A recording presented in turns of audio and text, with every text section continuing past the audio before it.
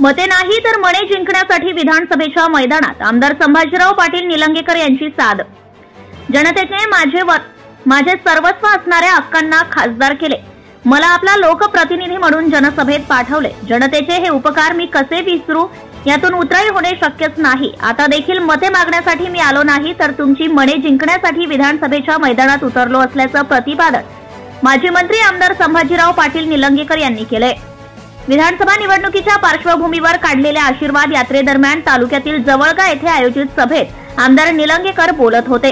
या सभेत बसव कल्याणचे आमदार शरणू सलगर, तालुका अध्यक्ष काशीनाथ गरीबे, जिल्हा बँकेचे संचालक भगवान दादा पाटील तळेगावकर, जिल्हा परिषदचे माजी अध्यक्ष मिलिंद लातुरे, माजी सभापती गोविंद चिलकुरे, देवणी बाजार समितीचे सभापती सदाशिव पाटील, माजी जिल्हा परिषद सदस्य प्रशांत पाटील जवळेकर, माजी सभापती शंकर पाटील तळेगावकर, जिल्हा उपाध्यक्ष अटल धनुरे, प्रशांत पाटील, दवण हिप्परगेकर, माजी सभापती सत्यवान कांबळे, बालाजीराव बिराजदार यांची प्रमुख उपस्थिती होती।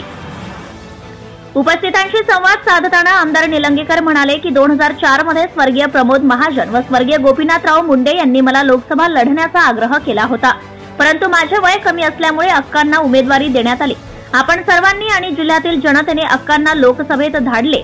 ज्या जनतेने माझ्यावर एवढे प्रेम केले, माझ्या आईला लोकसभेचे प्रतिनिधित्व दिले, त्यांना मी आयुष्यभर विसरणार नाही, असेही आमदार निलंगेकर म्हणाले आहेत।